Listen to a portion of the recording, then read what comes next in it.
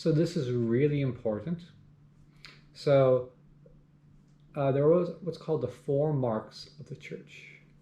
The 4 marks of the church are how we know we can prove that this is the one true Church of Christ. The 4 marks are that it is one, holy, Catholic, and apostolic. So the 4 marks are actually part of the 4 causes. Actually, I'll draw over here. So, have we been over the 4 causes in this class? What are they? Have we gone over this? Have I gone over this? I go in the spiritual theology class. I don't remember. That's okay. We're going over the 4 causes today. So the first is the agent. That is not a good marker.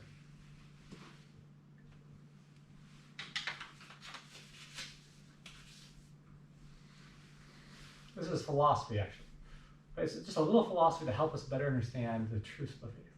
So the agent cause, the final cause, the formal cause, and the material cause.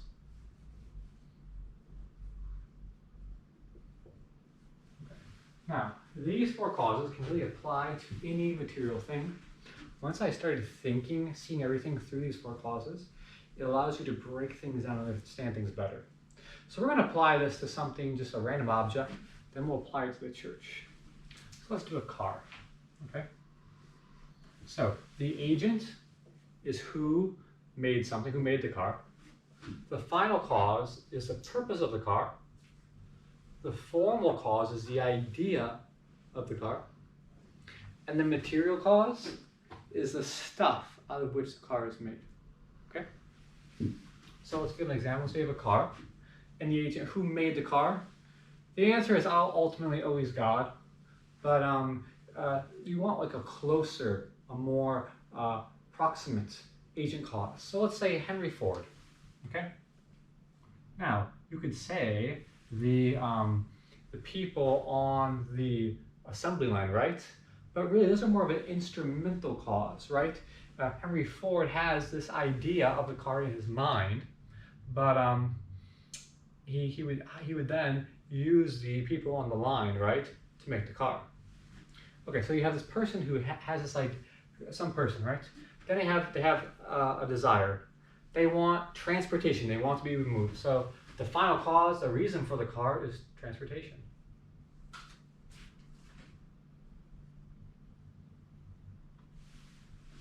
Okay. I have Henry Ford. He wants some form of transportation, and then now he has to create the idea of the car. Okay? So he has this idea.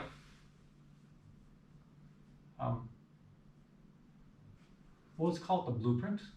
The blueprint isn't actually the idea, right? The blueprint is a physical thing, but the blueprint kind of represents this idea of the car, right? And the material is just the stuff. You know, metal, you know, plastic, rubber, all sorts of stuff in the material cause of a car. Okay?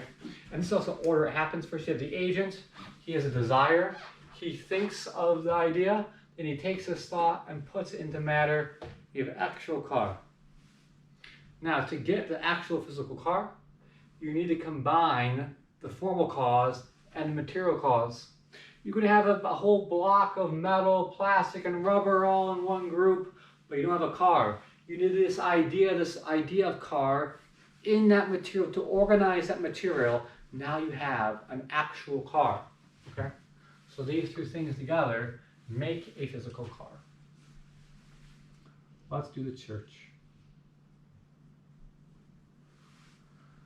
So the 4 causes of the church, the agent cause, you could say it's God, right? But I mean, Protestants are going to say the cause of their church is God too. What separates us from the Protestants, our church comes from the apostles.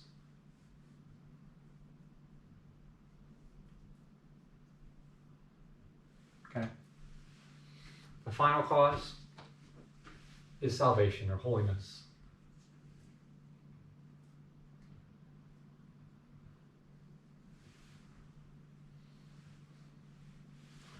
We could say holy. That's what you usually use, holy. The form. So you have one Holy Catholic is that it's one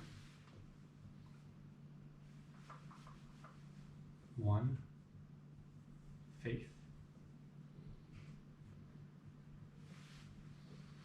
And then the material is everyone.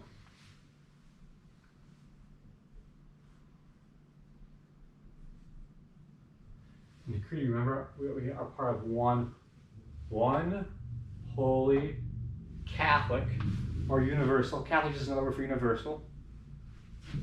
Apostolic Church. Those are the four causes of the church. Now, why is it necessary for the Church of Christ to have all of these? One, it has to be from the apostles.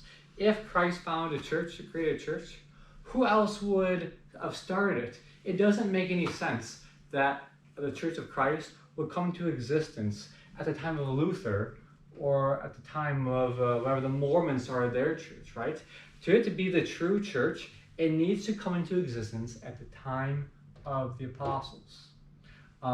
Some Protestants do acknowledge this, and they kind of claim that, well, it actually existed, and then was corrupted, and that became Protestantism. But here's the problem with that. We have a list of all documents of all the heresies and ideas from Catholics and non-Catholics, of the thoughts and ideas of people throughout history. In the early church, we have no records of Protestantism. You can find churches in India all over with shrines to the Blessed Virgin Mary, the Eucharist, Catholic artifacts, right? But the Sola Scriptura, it didn't exist. One obvious reason is because before the printing press, Sola Scriptura wasn't even a possibility. It's extremely hard to get a copy of the Bible before the printing press was developed. So apostolic is really important. Salvation. The church has to have the ability to make you holy. If the church can't make you holy and sanctify you, then this can't be the church founded by Christ, because its whole purpose was to bring all men salvation. In a sense, the Protestant church doesn't do this.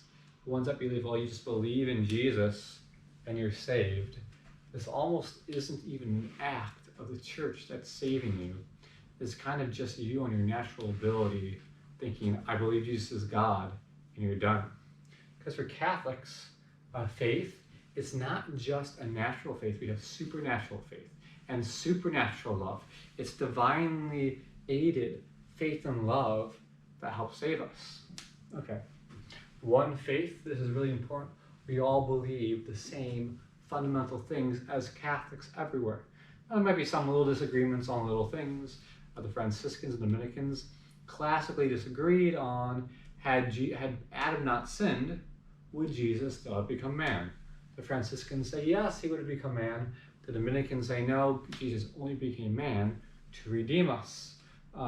Church doesn't declare either way. You may have a theological opinion on either side of the issue, but this really, whether or not Jesus would become man had Adam not sinned, really isn't that important.